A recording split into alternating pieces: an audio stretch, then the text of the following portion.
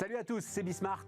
On est reparti pour une heure de débat autour de l'actualité économique du jour qui va être faite alors d'abord de conjoncture. Denis Ferrand est avec nous.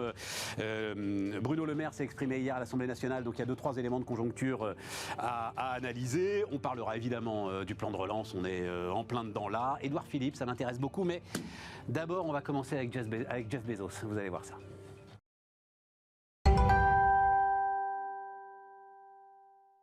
Donc, Nicolas Doucerin est avec nous. Salut Nicolas. Salut Stéphane. Aziz Seni. Salut Aziz. Bonjour. Denis Ferrand, le directeur général de Rexecode. Salut Denis. Bonjour. Merci de revenir. Donc, je disais, on démarre la revanche de Jeff et Jeff Bezos. On va vous montrer ça. Donc, il a envoyé ça. Moi, j'ai vu ça hier matin sur son fil Twitter, que je suis évidemment. Alors, il y a d'abord le petit tweet avant la photo, je vais la décrire un peu aussi pour ceux qui nous écoutent en podcast. Donc le petit tweet, Bezos dit, et donc il parle aux entrepreneurs, écoutez tout, soyez ouverts, mais ne laissez personne vous dire qui vous êtes. Et donc il met la une, alors du périodique, je crois que c'est un hebdomadaire, mais je ne suis pas sûr, du Barron's, qui vraiment est un des périodiques qui fait autorité à Wall Street, daté donc de mai 1999, que je ne dise pas de bêtises, oui c'est ça, mai 1999. La une du Barron's, c'est Amazon.bomb, Amazon.bomb, hein, on est en pleine période de .com, 99, Amazon.bomb. L'idée que le patron d'Amazon, Jeff Bezos, a inventé un nouvel environnement de business est complètement idiote. Is silly, dit le Barron's. C'est juste un intermédiaire de plus.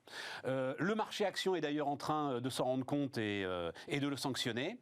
Les vrais vainqueurs du net, 1999, les vrais vainqueurs du net seront ceux qui vendent leurs propres produits directement aux consommateurs. Regardez ce qui se passe par exemple pour Sony. 1999. Est-ce que l'un de vous trois a un produit Sony dans sa poche? Mon Walkman, où est mon Walkman? Connaissez-vous quelqu'un qui a un produit Sony dans sa poche qui ne travaille pas chez Sony ou chez un de ses partenaires? C'est extraordinaire quand même, non? Enfin, je sais pas. Nicolas, toi qui a entrepris, a connu l'échec, connaît le succès, etc.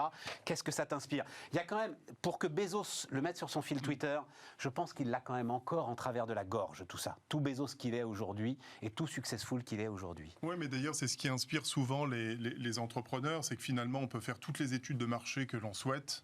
On peut se payer les meilleurs cabinets de conseil. On voit que les grands entrepreneurs en tant que tels, ce sont des entrepreneurs un peu fous, qui ont un rêve, qui ont une vision et qui tiennent cette vision.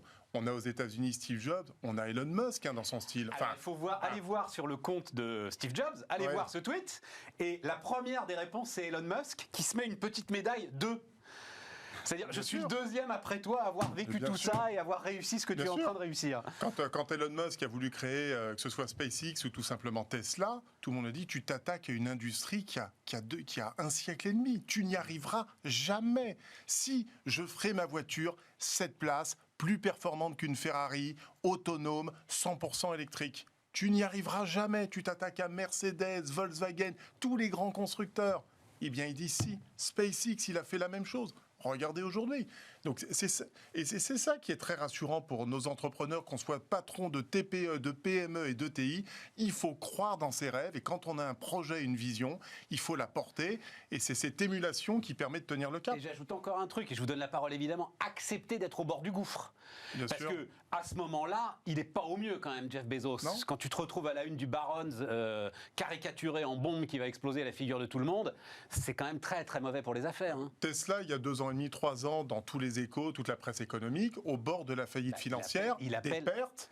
Il appelle Tim Cook pour vendre. Hein. Ouais. Il appelle pour vendre, c'est-à-dire ils sont au bord du gouffre et puis il y a cette espèce de petite flamme là qui permet de garder cette lueur, de garder le tunnel et finalement d'avancer. Et moi, c'est ce que je trouve génial et c'est pour ça que J4 Entrepreneur, c'est le plus beau métier au monde, quoi. C'est génial. Aziz.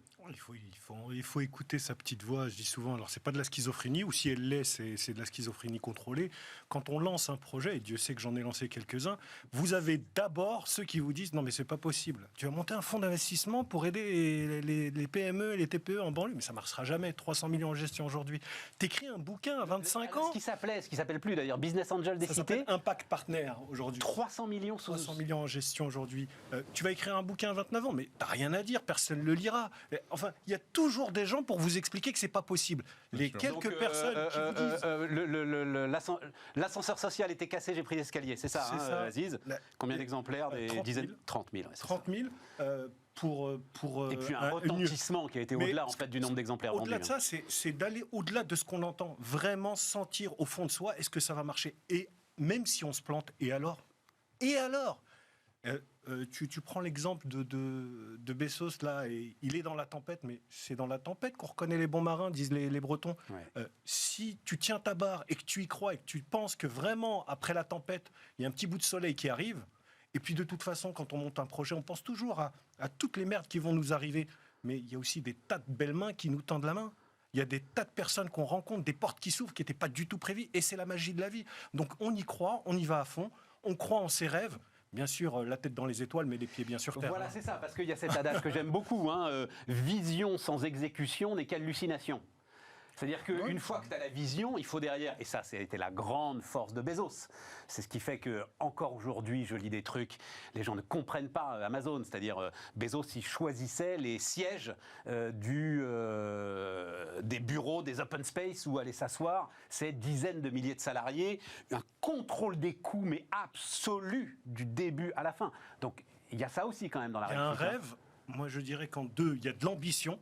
Un rêve sans ambition, ça reste juste une petite idée qu'on a dans la tête. Ouais, super. Il y a des tas de gens qui rêvent de gagner au loto, sans jouer d'ailleurs, c'est intéressant. L'ambition, c'est derrière 220 millions aujourd'hui. Oui, je vais pas...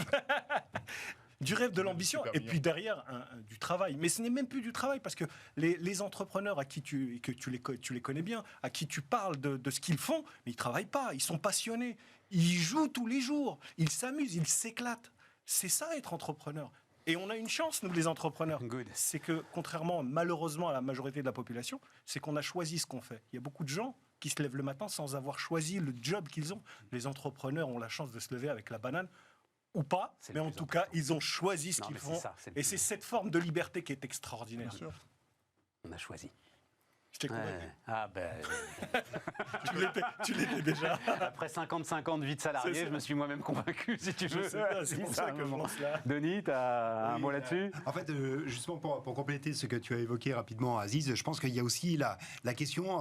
Bah oui, on peut croire à ses rêves, mais à un moment, ces rêves ne se manifestent pas. Ouais. Et il y a quand même aussi un apprentissage de l'échec qui est fondamental. C'est-à-dire que oui, on peut avoir un moment, en retour, à mauvaise fortune, mais on a toujours la possibilité de rebondir. Et c'est ça qui est très important, c'est que les rêves ne sont peut-être pas réalisés le premier coup, mais peut-être se matérialiseront-ils à la deuxième étape. Et ça, c'est beaucoup plus valorisé quand même côté américain que cela ne l'est côté français, me semble-t-il. C'est un peu mieux, Denis, côté français, parce qu'on s'est quand même beaucoup battu et mobilisé depuis 10 ans, mais moi, c'est ce que je dis, c'est ma phrase leitmotiv quand j'ai fait mon bouquin. Donc il faut le rappeler quand même, parce que Nicolas est connu, mais pas tout à fait Johnny Hallyday. Donc effectivement, on s'est rencontrés, Nicolas, quand tu as écrit un bouquin époustouflant, il paraît que je l'ai dit, donc je le répète, qui s'appelait Ma petite entreprise a connu la crise, et tu racontais comment une boîte de travail temporaire, c'était ça, à Nantes, ressources humaines, à Nantes, avait été balayée en quelques semaines par une crise venue de Lehman Brothers, de Wall Street, avec qui tu n'avais jamais eu la moindre interaction de ta vie. Quoi, Oui, parce qu'à l'époque, quand j'ai créé Solic en 96, c'est 35% de croissance par an de manière ininterrompue pendant 10 ans. En 2008, on fait plus de 10 millions de chiffre d'affaires, on sort 1 million de résultats, on a 6 implantations au niveau national. Et lorsque Lehman Brothers fait faillite le 15 septembre, en 2 mois, nous avons perdu 55% de notre chiffre d'affaires. Donc je me suis retrouvé avec une centaine de salariés. Il n'y avait pas de fonds de garantie. Il n'y avait pas de fonds de garantie, il n'y avait pas de chômage partiel parce que c'était ultra complexe de le mettre à l'époque. Il y avait autant de législation sur le chômage partiel qu'il y avait de régions en France. Il faut imaginer, il fallait appeler toutes les inspecteurs du travail dans chacune des régions. C'était un enfer. Et c'est vrai qu'à l'époque, ça a été un combat. Mais c'est de cette expérience-là que j'ai appris, bien évidemment, que j'en ai fait mon nouveau métier aujourd'hui. Et je le dis dans mon bouquin, c'est ma phrase écrite au-dessus de mon bureau, être entrepreneur, c'est finir par réussir à force de ne jamais abandonner. Ça veut bien dire ce que ça veut dire. Ça veut dire que on a le droit de se tromper. Et il faut savoir se tromper pour apprendre de ses erreurs, mais il faut toujours garder le cap, tenir, et c'est ça qui nous anime quotidiennement. Après, vas-y. Plus ça rate, et plus ça a de chances de réussir. Ouais, alors après, parce que je vous ai envoyé ça hier soir quand je l'ai vu, je dis on en parle, et Denis, tu m'as dit tiens, tu vas avoir plein d'exemples, je suis sûr de... Et j'ai pensé tout de suite à Carlos Ghosn et à la voiture électrique. Ah ouais. Et j'ai été ressortir, oui mais non en fait, tu vois, j'ai été ressortir, donc moi-même, j'ai écrit un papier là, octobre 2012. Octobre 2012, les gars, hein, 2012. Il y a absolument tout. D'ailleurs, mon papier s'appelle l'évidence électrique. Je viens de discuter avec Carlos Ghosn, il vient de tout m'expliquer sur le système, sur ce qui va se passer. Alors, à l'époque, ils sont encore dans l'idée, je ne sais pas si vous vous souvenez de cette boîte israélienne qui s'appelait Better Place, de remplacement. On ne va pas recharger, en fait. On remplace les batteries. On remplace les batteries dans des stations-service, voilà. Je ne comprends pas d'ailleurs pourquoi. Je continue à penser que ce concept est le meilleur, mais enfin bon, voilà. Bref, ça, visiblement, en logistique, c'est impossible à organiser. Et puis je pense qu'il y a trop de valeur de stock, en fait. Hein. La batterie, ça coûte trop cher, il y a trop de valeur de stock. Et ça, l'avait prévu, en passage. Hein. Ouais. Oui, mais ils ne l'ont pas mis en place. Sauf que tout ce qu'explique là Carlos Ghosn 2012, je suis désolé, Renault n'est pas aujourd'hui le phare de la voiture électrique. C'est Tesla, le phare de la voiture électrique. Vision et exécution. Voilà. Et Carlos Ghosn a quand même, qu'on le veuille ou non, Dieu sait que je l'ai porté, que j'en ai fait l'un de mes héros, en termes de management, visiblement, il avait quelques problèmes. Voilà. Oui, enfin, à ce niveau-là, c'est chaud. Denis, 6,25 finalement, donc Bruno Le Maire s'est permis de relever une perspective de croissance qui était déjà très élevée, hein, 6%, 6,25, ça confirme tout ce que tu dis, Denis, donc voilà, j'étais ravi. Merci. Merci de me tendre la perche. Et tout ce que tu me dis depuis de très nombreux mois, moi je tiens à le dire. Ah oui, je voulais juste rajouter ça sur Barron's, sur la presse d'une manière générale. Je ne vais pas me faire des amis, mais je suis assez fasciné quand tu vois une pareille. Quand tu vois que les mecs se gourrent à ce point-là, incroyable. Quand est-ce qu'ils ont rendu des comptes? Je ne sais pas. Donc, Denis, toi, il y a des mois que tu me racontes ce scénario, même à un moment où beaucoup n'y croyaient pas. Oui, tout à fait. Bah, de toute façon, quand tu fais du moins 8, le plus 6,25 est effectivement quelque chose qui était assez dans les clous. Surtout, on regarde ce qui s'est mis en place avec tous les dispositifs de soutien. Sur le 6,25, il y a quand même une petite subtilité qui est assez intéressante à relever. C'est qu'il n'y a pas eu de révision du déficit public qui est attendu. Donc, il y a normalement, quand tu fais un peu plus de croissance, ça te génère un petit peu plus de recettes. Quand en plus cette croissance, elle vient par un peu plus de conso, ça te fait plus de TVA. Donc, normalement, ton budget, il s'améliore. Enfin, ton solde budgétaire s'améliore. Ils n'ont pas amélioré, ils n'ont pas révisé le solde budgétaire. Non. Où est la cagnotte fiscale? Non, alors c'est intéressant. Là-dessus, il y a un point, je voulais justement t'interroger là-dessus, parce que ça fait 2 fois que j'entends Bruno Le Maire le dire, mais le dire très très vite, parce qu'il comprend bien que c'est pas un truc. Il dit, donc en fait, c'est Xavier Bertrand et Marine Le Pen qui ont commencé à l'attaquer sur le fait que l'État est en train de se goinfrer sur la hausse des prix de l'énergie, du fait de la hausse de la TVA. Et Bruno Le Maire leur répond en bon gestionnaire, c'est autant qui va être en moins dans les résultats des entreprises. Hein, ça va être déduit du résultat, les prix de l'énergie très élevés, et donc d'impôts sur les sociétés. Voilà, donc il y a des pertes d'impôts sur les sociétés à venir, tu es d'accord avec ça? Oui, du fait de la flambée des prix de l'énergie. Exactement, c'est de l'impôt sur les sociétés, mais c'est aussi, avec la flambée des prix de l'énergie, il ne faut pas oublier que l'essentiel des recettes des taxes de l'énergie sont assises non pas sur les prix, mais sur les volumes. Ouais. C'est-à-dire que la TICPE, la taxe sur la consommation de produits énergétiques, est assise sur le kilowatt que tu vas consommer, sur le litre de gazole que tu vas mettre dans ton véhicule. Donc, ça dépend de la quantité. Et quand il y a une hausse du prix, normalement, ta quantité consommée est réduite. Alors, évidemment, la TVA, comme elle est appliquée sur les prix, ça te fait plus de recettes de TVA, plus les prix sont élevés. Mais cet effet d'augmentation de recettes de TVA est compensé, en réalité, par la baisse des volumes que tu vas consommer. Et donc, il n'y a pas du tout d'État qui se goinfre quand il y a une augmentation des prix de l'énergie. Parce qu'on va voir revenir... Non, mais c'est très important tout ce que tu viens de dire là. On va voir revenir l'idée de la TIPP flottante. Ouais. Le truc qui nous occupe depuis 10 ans. Si tu veux, non, pitié. Quand tu parles de TIPP, un transporteur, oui, mais c'est exactement la mécanique que vient de décrire Denis, et que les transporteurs, l'ensemble des citoyens qui sont impactés ont du mal à admettre. Mais ce que tu gagnes en TVA, en fait, tu le perds en volume. Et pour l'État, il n'a pas tant que ça de marge de manœuvre, en fait, quand les prix des carburants montent. Voilà. Oui, puis il y a plein d'autres effets. Je veux dire, de l'autre côté, il y a les ventes de voitures électriques quand même qui augmentent, qui commencent à devenir un peu plus significatifs aujourd'hui. Par définition, c'est une baisse de la consommation aussi. Il y a les entreprises, on parle, quand Bruno Le Maire dit on va le reperdre sur l'IS, pas tout à fait, parce qu'il y a quand même des entreprises qui répercutent, notamment celles qui sont très impactées justement pour l'essence, qui répercutent. Donc tout ça, c'est quand même très compliqué, mais je pense qu'au final, tout ça, ça se neutralise. Je veux dire, il y a peu d'impact. Mais je parle sous le contrôle de Denis, on est quand même un peu à l'abri sur ces histoires d'augmentation de prix de l'énergie par rapport au gaz, par rapport à l'électricité. Non, c'est pas ce qui a un petit peu ralenti, qui nous a mis à l'abri sur ces histoires d'inflation. L'électricité, oui, puisque les prix donc sont bloqués, enfin la hausse va être limitée à 4%.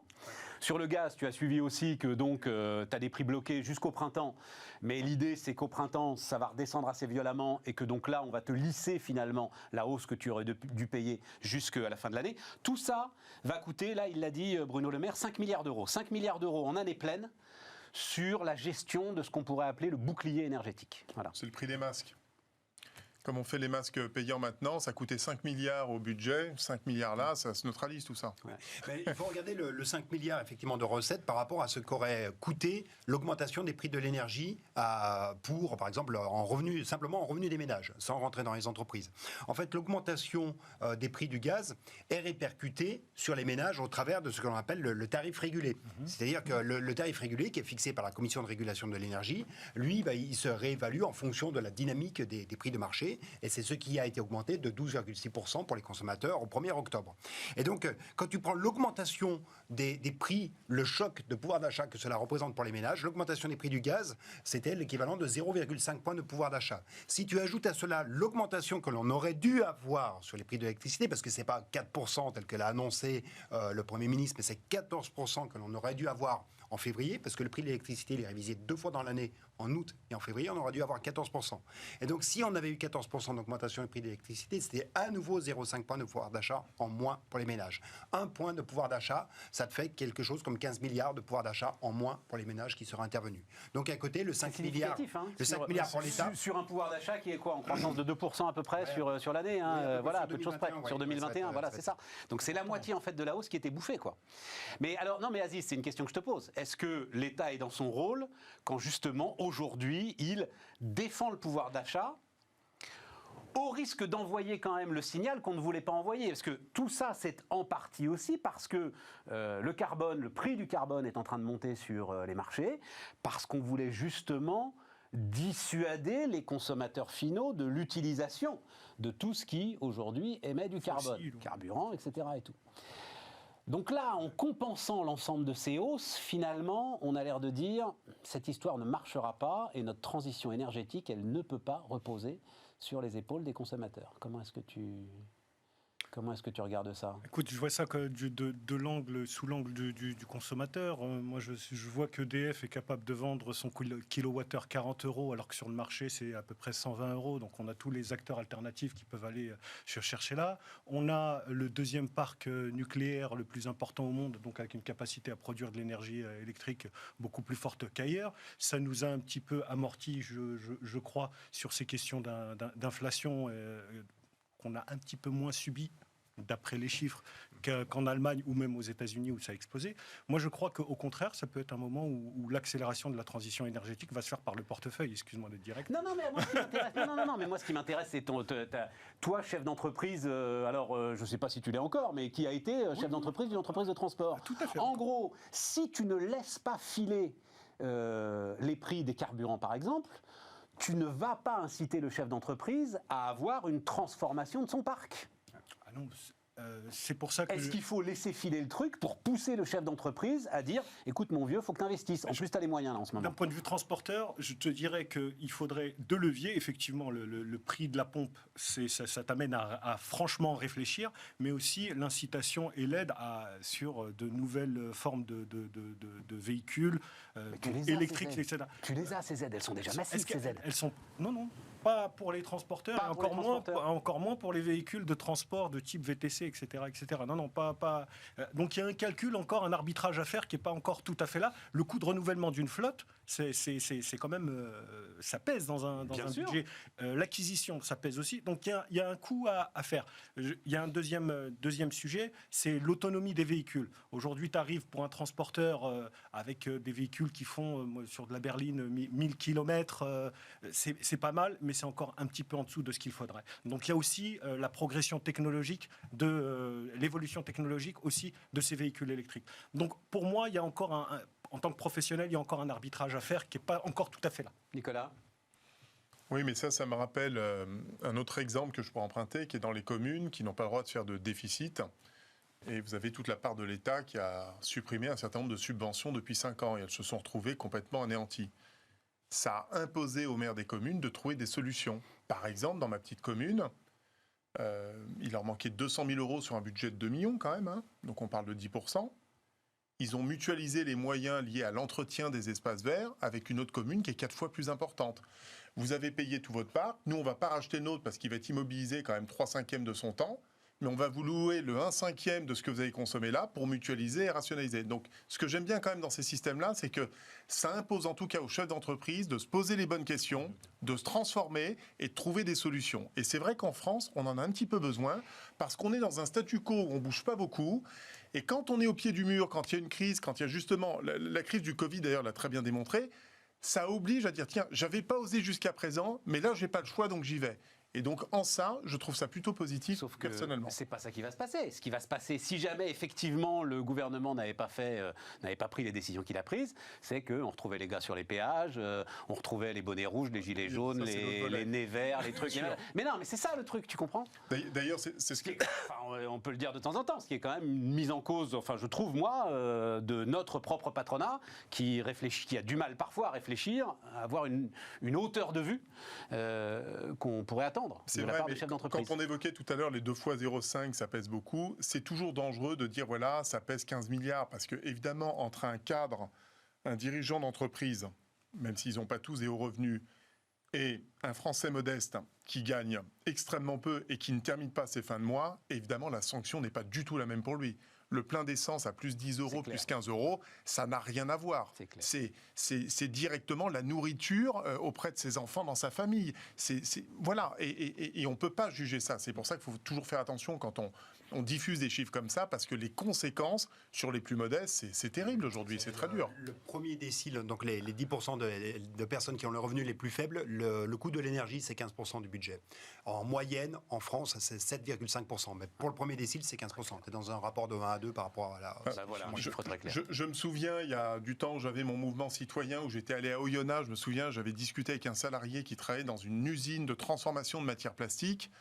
Quand il explique qu'il travaille 37 heures dans sa journée avec un bruit d'enfer pour broyer de la matière plastique transformée en microbilles, et qu'il explique que le 20 du mois, il n'a pas assez pour faire vivre sa famille et qu'il prend en plus du McDonald's le soir pour bosser jusqu'à 22h30 pour arrondir les fins de mois pour nourrir sa famille, on se dit que là, en France, c'est pas normal. Il y a quelque chose qui va pas, quoi. C'est pas normal qu'on ne puisse pas vivre de son... Non, mais alors c'est intéressant parce que je vous disais campagne économique enfin, c'est-à-dire que on a l'impression là, enfin je sais pas si c'est l'impression que vous avez, que les sujets se sont recentrés justement sur ce que tu viens de décrire, autour des retraites, autour du pouvoir d'achat, autour du travail. Et la question que j'avais à vous poser, c'est alors est-ce que c'est très bien finalement oui, c'est ce qu'il faut. Ou est-ce que c'est, et il y en a un qui dit ça, c'est toujours le même, c'est Zemmour, hein, qui dit mais c'est pas des niveaux de président de la République ça, c'est des campagnes de Premier ministre, c'est des campagnes législatives. Le président de la République, il doit avoir une vision qui dépasse en fait les fins de mois difficiles. Comment est-ce que vous regardez ça, Denis ? Justement, enfin pour moi, ce sont des sujets présidentiels. Enfin, le sujet de l'énergie, c'est quand même quelque chose qui te structure. Bah, tu es obligé de penser. Non, mais le sujet là, le vrai sujet que pose Nicolas, on va dire, je bosse 37 heures par semaine, j'ai à peine 1500 balles, et le 20 du mois, je ne sais plus comment je vais faire. C'est un sujet de valeur, hein. C'est un sujet qui est fondamental. Enfin, justement, si tu es une société qui, on l'a dit au tout début, où on se réalise par son travail, on se réalise par son entrepreneuriat, on se réalise par le travail que l'on effectue. Si tu ne valorises pas le travail, ça veut dire que c'est vraiment le fondement de ce qui est ta société qui est mis en défaut. Donc je ne vois pas, il n'y a pas plus sujet présidentiel que celui-ci, me semble-t-il. Très belle réponse. Mais on va revenir à ce qu'on disait sur Bezos, c'est que Zemmour, il a une vision, mais une vision qui n'est pas déclinée techniquement. Qu'est-ce que ça vaut, que dalle. Non, je voulais pas parler de Zemmour. C'est juste. Non, mais ce que je veux dire, c'est qu'on recentre sur les sujets. Sur ces sujets-là, moi, je pense que c'est quoi la politique ? Pourquoi il y a tant d'abstention ? On a besoin de gens qui nous expliquent comment on va gagner plus à la fin du mois, comment on va vivre mieux d'une manière générale. C'est une valeur, ça, vivre mieux. Et c'est pas des sujets techniques de directeur général ou pas de président. Et je pense que les Français, ils attendent effectivement ces sujets parce que c'est leur quotidien. C'est leur quotidien. Oui, mais alors ça veut dire que tu rentres vraiment dans la technique. C'est-à-dire, quand Xavier Bertrand te dit je vais faire une prime d'activité XXL. C'est pas du niveau d'un président de la République. Ah, ça n'est pas le niveau d'un président de la République. Sauf qu'il résout en partie ton sujet, oui, mais sauf que Nicolas. je ne le traiterai pas de cette manière-là. Le rôle d'un président de la République, c'est de donner à manger à son peuple, c'est de contribuer à la formation des jeunes. C'est l'empereur romain, ça. Mao Tse-tung, là. Non, j'attends pas. Quand je dis ça... Non, Nicolas.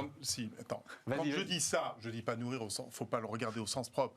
Le rôle quand même d'un chef de l'État, c'est que vis-à-vis de ses concitoyens, c'est qu'on ait un maximum de gens qui soient en capacité de travailler, de vivre décemment de ses revenus et d'assurer, j'allais dire, le bonheur et le bien-être au plus grand nombre. C'est quand même ça le rôle. Sinon, il n'y a pas d'intérêt. Il faut changer de métier. Donc, je pense que la vérité est entre les deux. C'est-à-dire entre la déclinaison des mesures qui sont proposées par Valérie Pécresse ou Xavier Bertrand et avoir un chef de l'État qui dit voilà, je sors 2 chiffres. En 1968, quand vous prenez un bulletin de paye en 1968, bulletin de paye de mon cher papa, entre le brut et le net, il y avait 5,2% de retenue. 5,2%. On est à 23%. Les charges patronales, c'était 15,5%. On est en moyenne entre 45 et 50%, suivant qu'on est cadre ou non cadre, etc.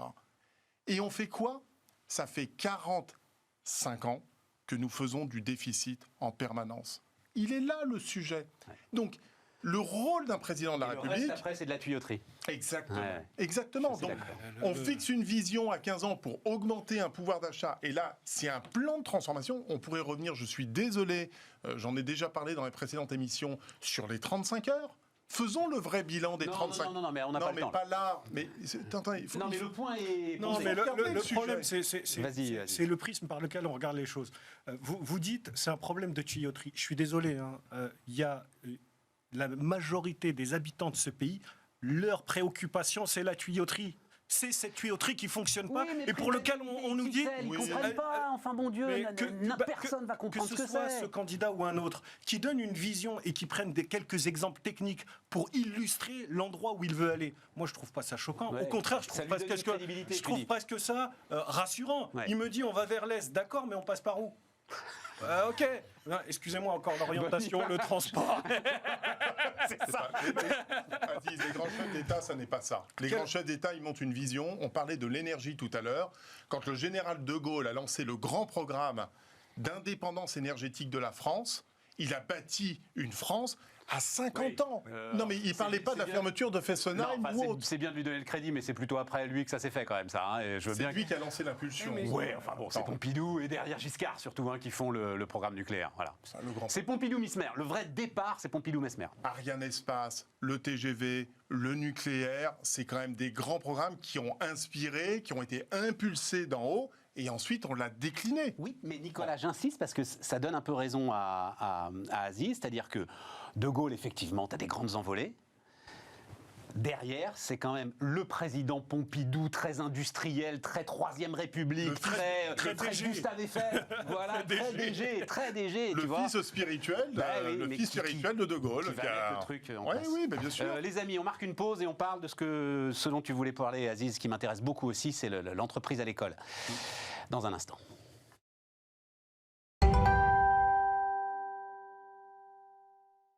On repart les amis, donc rapprochement école-entreprise, hein. Aziz tu voulais parler de ça, donc rapidement, vous n'avez peut-être pas eu le temps de suivre ça, donc une série d'annonces faites par Jean-Michel Blanquer la semaine dernière, avec Antoine Frérot d'ailleurs, le patron de Veolia. Donc objectif, connaissance beaucoup plus concrète et incarnée des métiers dès la 4e, grâce à la venue d'acteurs de terrain. Relier les cours, les enseignements à l'actualité économique, place plus grande faite à la microéconomie dans les programmes, ça existe depuis 2018 et donc Blanquer le confirme. Chaque rectorat aura son guichet unique pour les entreprises, des entreprises qui veulent essayer de travailler avec l'éducation nationale, elles ne savent pas par quel bout commencer. Voilà, là où vous êtes, rectorat, il y aura un guichet unique. Et enfin, passer de 500 000 à 800 000, donc on est à 500 000, ce qui est déjà une performance, hein, et à 800 000 contrats d'apprentissage ou contrats d'alternance chaque année. Voilà la série d'annonces qui a été faite avec le claim. Les mentalités ont changé. Il n'y a pas d'un côté une institution rigide, l'éducation nationale, et de l'autre des entreprises cupides. Comment est-ce que tu regardes ça Moi, je pense que voilà, ça c'est un sujet d'avenir. On est en train de préparer nos petites têtes blondes, l'avenir à travers cette jeunesse, et avec des profs. Je ne sais pas si tu as vu, mais dans les propositions, il y a un petit truc qui m'a accroché. Je dis, c'est quasiment une petite révolution. C'est des stages une fois tous les 5 ans. Alors c'est très très modeste pour les professeurs qu'ils aillent faire un petit tour en entreprise sur la base du volontariat. Hein. Sur la base du volontariat. Ce qui existe déjà quand même. C'est déjà un bon début. J'espère qu'une fois par an, on pourra leur faire une petite picouse de rappel et savoir qu'ils aillent dans les entreprises, vous discuter avec des TPE, des PME, voir un petit peu ce qui s'y passe, pour qu'ils puissent transmettre un petit peu cette vision et cette organisation à leurs élèves. Parce que le problème, il reste sur la table, et surtout en France, c'est est-ce qu'on forme des gens pour une tête bien pleine ou une tête bien faite? Est-ce qu'on forme des enfants à répondre à un marché du travail qui sera... On a de la prospective, on ne sait pas. Je crois que c'est Larry Page, un des fondateurs de Google, qui disait que 9 emplois sur 10 qu'on connaît aujourd'hui disparaîtront dans les 30 ans. Mais c'est beaucoup sur 10 quand même, non? Qu'on ne connaît pas. Ah bah, la moitié déjà, la moitié. Tu sais, depuis que j'arrive à ma caisse de chez mon supermarché et que je ne vois plus de caissière, je me dis que quand j'étais petit, si on m'avait dit ça, j'aurais... bon, il y a... Et il ne sait pas quels sont les nouveaux métiers qui vont apparaître. Ces nouveaux métiers, ils sont où? Donc il faut peut-être que ceux qui transmettent le savoir aujourd'hui puissent aller faire un tour dans ces entreprises. Mais attends, je t'arrête là-dessus, parce que moi, c'est là-dessus que ça m'intéresse. C'est qu'effectivement, je suis très partagé, en fait, moi, là-dessus. Si tu dis que, alors on va dire 90%, peu importe, à la limite. C'est pas moi qui le dis. Non, mais une visite d'entreprise d'un môme de 4e, c'est des bouts de chou quand même, hein. Enfin bref, d'un môme de 4e qui se sera totalement transformé quand il arrivera sur le marché du travail 10 ans plus tard. À quoi ça sert? À quoi ça sert? C'est qu'entre le 4e et le moment où il arrive sur le marché, il voit l'évolution des entreprises dans lesquelles il a été. Il voit le changement du management. Il faut qu'il y renouvelle tous les ans. Alors. Ah oui, mais il faut remettre des petites picousses. Et pourquoi pas? On fait bien du sport toutes les semaines. Pourquoi on n'irait pas dans les entreprises tous les mois?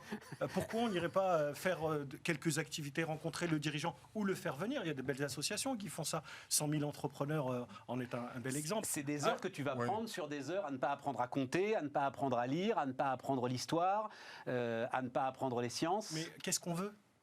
Ou bien, soit tu as cette vision de dire on remplace, soit on dit on ajoute. On peut dire aussi c'est tellement important qu'on va ajouter quelques heures. Oui, après, il y a d'autres moyens, parce que dans la pratique, c'est un peu compliqué. Je prends chaque année des élèves de 4e. C'est pas possible. Voilà. si, parce que moi, la différence par rapport à beaucoup, c'est que je le fais dans mes TPE. Voilà. J'en prends beaucoup et j'en ai encore pris. Bon. On te demanderait de les faire venir tous les mois, c'est compliqué parce que pour bien le faire, ça prend du temps. Donc c'est pas possible. Par contre, ce qui est intéressant dans ce schéma-là, favoriser davantage les stages, les emplois, dès l'âge de 14 ans, comme on le fait dans l'apprentissage, dans les entreprises, pour commencer à s'immerger, à travailler et donner du sens de manière concrète, ça, je trouve ça très intelligent. Voilà. Et au niveau des profs, évidemment, c'est un plus, mais c'est pas une fois tous les 5 ans. Ça devrait être même quasiment obligatoire de venir en entreprise, Mais de à le mettre quoi dans le ça cursus. sert, Nicolas, de foutre mais un prof toucher en la entreprise? Il est là réalité. pour lire Montaigne, le prof. Non. Il est là pour nous dire 2 + 2 font 4. Il est là pour nous dire, j'en sais rien, trouve-moi une formule physique. Hein, E = MC2. Il est là pour ça. Il n'est pas là pour savoir ce que c'est qu'un compte de résultats. Est-ce que tu On sais s'en le fout. nombre de gamins qui te disent je vais à l'école et je ne sais pas pourquoi. Je ne sais pas pourquoi je vais à l'école. C'est donner aussi un petit peu de perspective, que le professeur puisse expliquer. De la perspective, du sens. J'aime beaucoup le mot qu'a utilisé Nicolas, du sens. Aujourd'hui, il n'y en a quasiment plus. Denis. Et il y a un élément aussi qui est très important, c'est qu'on réfléchit beaucoup en termes de métier que l'on peut apprendre dans une école. Mais ce qui fait que l'on réussit aussi dans une entreprise, ce sont des compétences. Des compétences qui sont aussi des compétences dans la relation sociale que l'on va développer au sein d'une entreprise, de la compétence dans sa capacité à échanger avec un client, avec un fournisseur.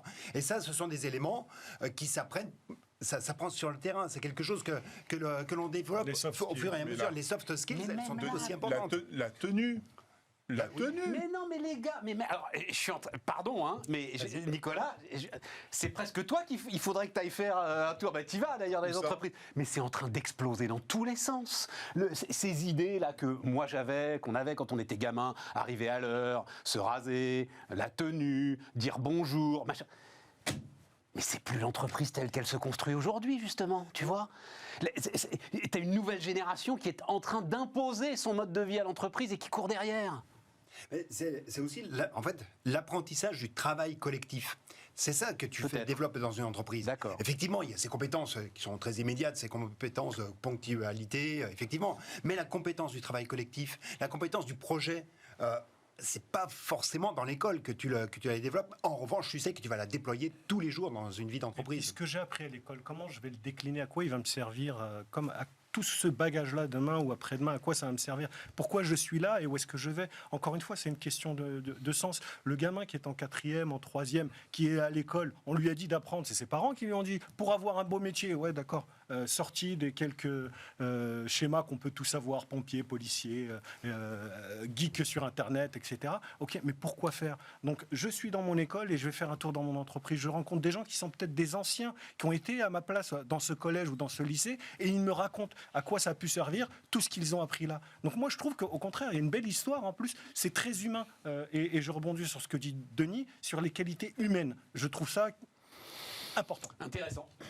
Et puis c'est comme le sport. Okay. Tu sais, il faut pas se cantonner à un seul sport. Moi, je pousse mes enfants à faire une multitude de sports, que ce soit des sports individuels ou collectifs. Et moi, j'aime bien quand j'ai ma fille l'autre fois qui arrive, qui me dit, tu sais, papa, j'ai fait du tennis, mais j'aime pas ça. Je dis, ah bon, trop bien. Et maintenant, elle s'est mise au foot. Bon, foot, bon, bah, très bien. C'est ça aussi de tester. On parlait d'échecs tout à l'heure.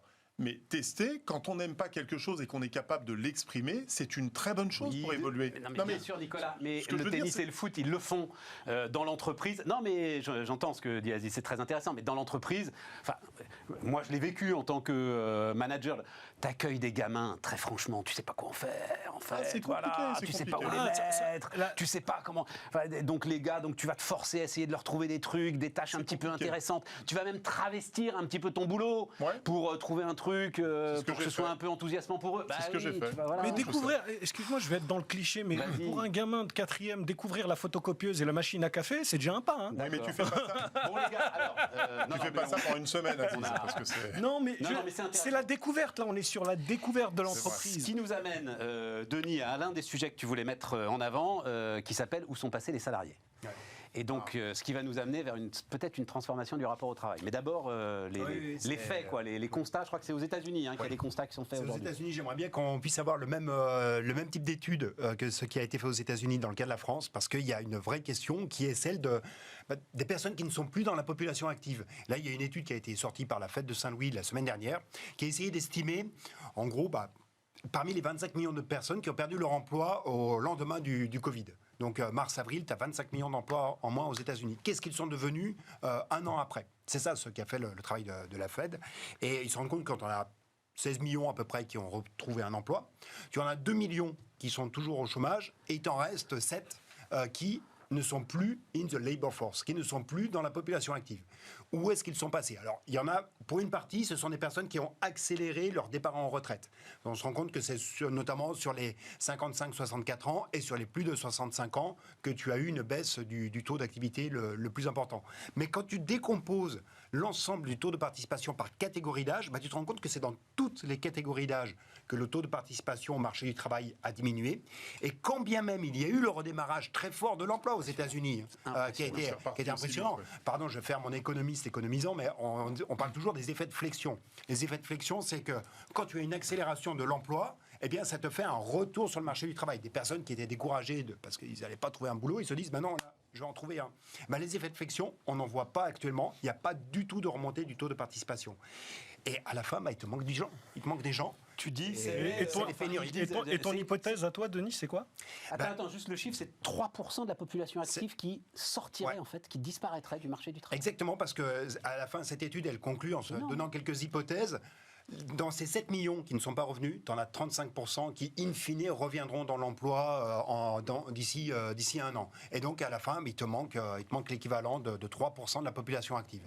Et ça interroge sur la capacité à croître, parce qu'on voit bien toutes les difficultés de recrutement qu'il y a actuellement aux États-Unis, qui sont d'une ampleur presque plus marquée que ce que l'on a en Europe. Et Dieu sait qu'elles sont déjà fortes. Alors, selon toi, ces ghosts-là, ces fantômes, ils sont où? Je pense que c'est vraiment, il y a vraiment cet effet d'accélération du départ en retraite. Donc ça, c'est quelque chose qui est one shot. Et donc des personnes qui seraient parties du marché du travail dans 5 ans l'ont fait aujourd'hui. Une transformation du rapport au travail. Mais une transformation du rapport au travail. Si ça n'était que les plus de 55 ans, tu pourrais te dire que c'est uniquement cet effet d'accélération. Mais non, tu as vraiment ce phénomène qui concerne à peu près tout le monde et qui interroge le rapport au travail. Exacerbé en France sur l'hôtellerie-restauration, où tu as, alors, il faut attendre, mais les derniers chiffres de la DARES, tu as quand même 20% des effectifs de l'hôtellerie-restauration qui ont disparu. 20%. Alors, ils vont peut-être revenir, parce qu'il y a les réouvertures, etc. et tout, on va voir, etc. Mais donc, transformation du rapport au travail. Moi, j'ai eu 2-3 exemples très concrets pour revenir étayer ce que vient de dire Denis. J'ai, dans mon village très proche, quelqu'un qui était un haut cadre de chez Renault, très haut cadre, donc très gros revenus. Ils n'ont plus supporté la crise du Covid, tout ce qu'ils ont vécu. Et il m'a informé il y a 4 mois, il a vendu maison, tout l'actif, il a quitté Renault, il a fait son chèque, ils sont allés s'acheter une ferme et des gîtes dans les Alpes, et ils viennent d'ouvrir et de s'installer il y a exactement 4 semaines. Ras-le-bol. Ils arrêtent. Changement de vie. Et j'ai plusieurs cas comme ça. Tu crois qu'on est sur une lame de fond, là ? En tout cas, il y en a. J'en ai suffisamment déjà autour de moi, donc je me dis que c'est sans doute pas des cas isolés. J'ai quelqu'un qui était dans le domaine de la restauration, qui s'est aperçu qu'en étant isolé chez lui, il a trouvé une qualité de vie qu'il n'avait jamais connue. Il travaillait les samedis, les dimanches, les services, terminé le soir. Et là, il s'est retrouvé avec c'est une femme, avec son mari, ses enfants, à se voir, à profiter, faire des activités. Elle m'a dit, plus jamais je ne reviendrai dans la restauration. Et ils sont en train de changer complètement leur mode de vie. Quitte à réduire son train de vie, quitte à aller chercher des économies partout. Ils sont aperçus qu'ils ne vivaient pas comme ils vivaient. Encore une fois, c'est la crise qui est arrivée qui a provoqué. Et le troisième phénomène, j'ai lu aussi une étude aux États-Unis. On s'est aperçu qu'en fait, en termes de productivité, ce n'était pas si bien que ça. Maintenant, il y a énormément de télétravail. Et nous, on voit bien dans mon métier via le management de transition. Donc, on est assez vigilant sur ces sujets-là. On a des gens maintenant, notamment aux États-Unis, qui occupent 2 jobs, qui vendent 2 fois la prestation. Parce qu'en fait, ils s'aperçoivent que dans le laps de temps d'une journée, ils n'ont plus les réunions, les pertes de temps de transport, etc. Et ils cumulent 2 jobs et ils doublent leurs revenus. C'est très bien ça. C'est très forte productivité, ça. Très forte productivité. Très forte productivité. Voilà. Aziz, est-ce que tu le ressens, toi, j'en sais rien, dans ton entourage, dans l'ensemble des gens avec qui tu discutes, qu'il y a une transformation le rapport au travail a changé. Rapport au travail, voilà. Le confinement a fait qu'on a une grande, en tout cas moi dans mon entourage, j'ai une prise de conscience sur la qualité de vie au travail qui est énorme, que ce soit salarié ou entrepreneur. Il y a et Dieu sait pour certains, c'est quasiment, je n'aurais jamais imaginé, des forçats du travail qui se sont transformés en organisateurs à optimiser leur journée et surtout à ne plus délaisser, je pense que ça a été aussi une grande leçon, la partie familiale et personnelle. Donc oui, mais je ne sais pas... On a repris le contrôle de nos vies d'une certaine manière, et on n'a pas envie de le lâcher. L'essentiel. Est-ce qu'on n'est pas retourné à l'essentiel ? Est-ce que ce mal n'a pas été un bien d'un point de vue personnel ? C'est chaud pour les RH, Nicolas, c'est ton métier, mais il y a un sacré défi pour les DRH, là. Et je crois qu'ils en sont parfaitement conscients, d'ailleurs. C'est pour ça que je voulais qu'on en parle. Oui, mais ils font malheureusement beaucoup d'erreurs. J'ai eu une grande discussion avec un directeur général d'un grand groupe sur le sujet avec le DRH, parce qu'ils viennent d'imposer à toute l'entreprise 3 jours de télétravail par semaine pour tout le monde et à vie. Donc, enfin, à vie, je m'entends. Enfin, c'est plus 3 jours par semaine ? 3 jours par semaine. Beaucoup, ça. Dans les entreprises. Entre-parents, ils ont fermé tous leurs sites sur Paris et ils ont tout recentralisé dans leur siège à Issy-les-Moulineaux. Bon. Et je leur dis, mais il y a juste une chose que vous avez oubliée quand même dans votre calcul. C'est que les 3 personnes que vous mettez 3 jours sur 5, donc vous avez 25 jours de congé par an. Vous avez 23 jours de RTT. Vous avez en moyenne 5 jours d'arrêt de maladie en moyenne par salarié. Et 23 plus 25, 48, ça fait 53. Vous avez 53 jours en plus où les salariés ne vont pas venir. Ils vont venir que 2/5 de leur temps.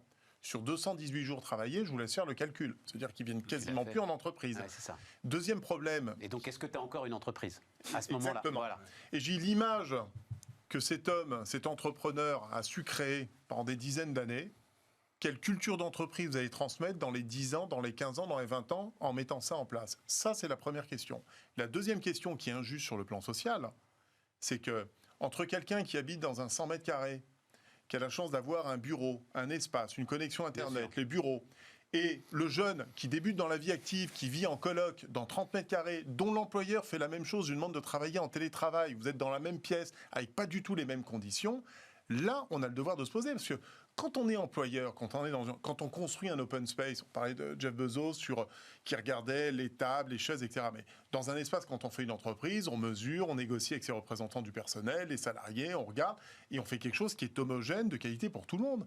Mais là, on ne peut pas les s'immiscer dans la vie de chacun de ses salariés pour s'assurer qu'il a le bon siège, la bonne table, la bonne connexion, le niveau sonore et l'environnement qui lui permet de... Et c'est là où ça devient très compliqué. D'ailleurs, ça reboucle avec le sujet que l'on évoquait tout à l'heure. Hein. Si on se dit que l'entreprise est le creuset de la compétence collective et de la conduite de projet, mais dans ce scénario que tu décris, elle est où justement cette compétence? Est-ce que je vous ai envoyé un petit article des Échos que j'ai adoré, donc j'ai appelé ça la saga des masques, je ne sais pas si vous avez eu le temps de le lire.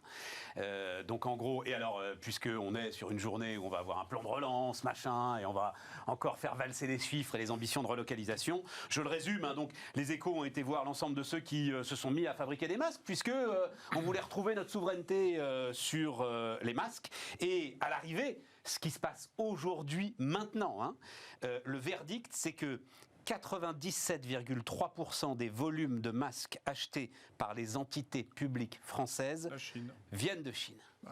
Directement ou indirectement? Directement ou indirectement, même si c'est parfois des importateurs français. La différence étant, voilà, les produits chinois sont vendus moins de 2 centimes d'euros l'unité, contre 6 à 10 centimes pour les modèles français.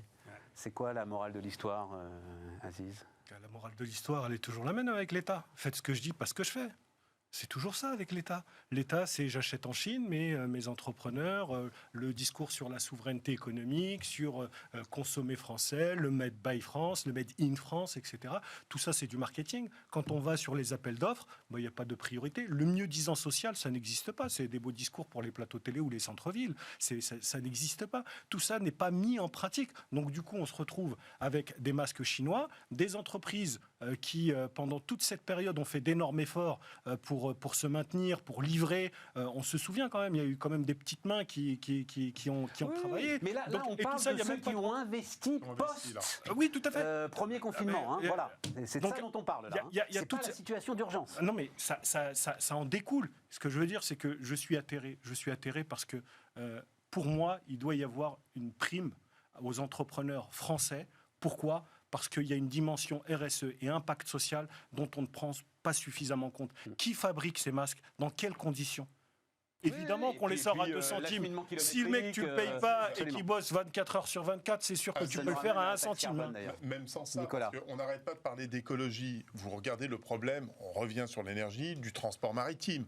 Aujourd'hui, un container, il y a 18 mois, ça coûtait à peu près 2 500 $. Aujourd'hui, c'est 25 000 $. Ça fait x10, avec des problèmes d'approvisionnement énormes et un trafic maritime qui a explosé de 40%, 30 ou 40%, je crois. Bon, c'est hallucinant, parce que les masques, ça prend un volume colossal. Donc, c'est des containers, il faut imaginer des 40 pieds remplis qui arrivent par cargaison complète. Milliard, donc effectivement, ça va prendre de la place. Je confirme. Alors qu'aujourd'hui, ne serait-ce que sur, on parlait de la COP21 par mesure, on devrait axer davantage sur la France pour produire en France. Il y a un coût global du masque dont on ne tient pas compte. Non, mais c'est très intéressant parce que ça t'amène à la taxe carbone aux frontières, en fait, d'une certaine manière, Denis. Oui, mais il y a en fait aussi l'ensemble des éléments de coût. C'est très intéressant ce qui se passe actuellement sur le transport maritime. Quand on regarde le coût d'acheminement d'un conteneur de Shanghai au Havre, au Havre, au hasard, ça te fait l'équivalent des 200 km. C'est le même coût pour faire Shanghai-Le Havre en bateau que pour faire Le Havre-Paris ensuite sur un camion. T'es sûr de ça, t'es catégorique Ah là-dessus. oui, Ah, tout je à te fais fait. C'est un confiance. économiste de la mer qui s'est amusé à calculer ça. Donc on a quand même aussi une vraie question Alors qu'on a d'organisation des un fleuve, coûts. quand même, qui a priori coûterait pas très très cher. Tout à fait, on pourrait peut-être arriver à faire quelque chose. C'est dingue. Et on a quand même des vraies questions de Parce que coûts moi, c'est aussi ça. qui sont à traiter. Je suis d'accord. Moi, je suis d'accord avec toi. À la limite, pour moi, le sujet de cette histoire, c'est moins. Alors, je suis d'accord avec toi, hein, la commande publique. Non, Aziz, parce que moi, je suis directeur d'hôpital. Faut voir les contraintes et le champ de contraintes que j'ai sur mon budget. Donc ce que je vais aller économiser sur les masques en allant les acheter en Chine, c'est autant que je pourrais essayer de redonner à mes infirmières, à l'ensemble de mes vacataires et tout. Moi, mon sujet, c'est pourquoi il y a encore aujourd'hui une telle différence. Pourquoi est-ce qu'un masque qui va venir de Chine, dans les contraintes que vous avez expliquées, t'as encore pratiquement... il est 3 fois plus cher que le masque français. Mais non, c'est pas la main-d'œuvre. Tout ça est robotisé, enfin, Nicolas, tu le sais mieux que moi.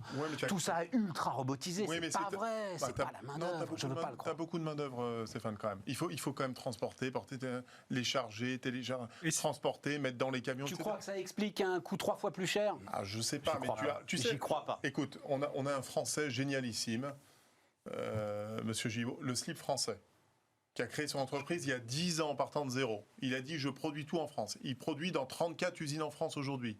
Il vient de passer le cap des 25 millions d'euros de chiffre d'affaires. C'est possible. Il expliquait que par contre, ses slips, ses caleçons, parce qu'il a largement étendu sa gamme aujourd'hui, il est 30 à 40% plus cher que le caleçon, le slip lambda, parce qu'il produit, il fabrique en France, et il explique que le sujet majeur, c'est la main-d'œuvre en France aujourd'hui. La main-d'œuvre, Mais il a misé sur la qualité. Il a misé sur le Made in France, il a misé sur l'originalité, il croit dans son projet. Je rappelle qu'il a fait HEC, tout le monde lui a dit de ne jamais lancer cette boîte. Tout le monde lui a dit tu ne réussiras jamais à vendre du slip. Et bien il a réussi. J'avoue que je ne connaissais pas le chiffre de son chiffre d'affaires, je suis bluffé. Millions. Il a annoncé là, il vient de passer les 25 millions. Aziz. Non, je voulais rebondir sur ce que tu disais, c'est pas au directeur d'hôpital qui est obligé de gérer son budget, à qui j'en veux, c'est plutôt au-dessus, c'est à l'attribution des budgets, c'est à la réflexion on sort pas à ce moment-là, c'est du déficit supplémentaire. C'est du déficit supplémentaire, donc on fait des économies ailleurs, donc on réfléchit à où on trouve la source de financement. Parce que, encore une fois, si on veut faire vivre nos entrepreneurs, eh ben c'est simple, on est tous autour de la table, mon carnet de commandes, vous voulez faire vivre un entrepreneur français, vous lui commandez. C'est aussi simple que ça. Et on revient sur nos histoires de tuyauterie. Non, mais c'est vrai. Je vais finir plombier avec cette émission. Aziz va être pour la préférence nationale bientôt. Eh bien, figure-toi que je le suis, mais peut-être pas si j'avais Monsieur Zemmour, Madame Le Pen en face de moi. C'est pas celle-là. Être patriote, c'est l'amour des siens, c'est pas la haine des autres. Non, et puis là, tu viens de prononcer une phrase, à mon avis. Alors là, si on a 1 heure, Aziz part là-dessus, c'est-à-dire... J'ai fait exprès de Non, parce que c'est le bon mot, la préférence nationale. Tout est qu'est-ce que la nation? Voilà, c'est là le sujet. Et alors là, pour le coup, on est très très loin de la tuyauterie. On est très loin de la tuyauterie. On est très très loin de la tuyauterie. Ah là, c'est un débat de président. Là, c'est un débat de président. Bon, on n'a pas eu le temps de parler d'Édouard Philippe. On en parlera demain d'Édouard Philippe, mais c'est vrai que nous défendons l'unité et la cohésion de la France. Nous combattons les extrêmes de tous bords, les démagogues. Bon, on avait un peu l'impression, mais on n'a pas le temps. C'est dommage. On en parle demain, promis, Édouard Philippe. On a parlé du Havre, on ne peut pas non plus parler de tout. Les amis, merci beaucoup. Et donc, nous, on se retrouve demain pour une nouvelle heure de débat.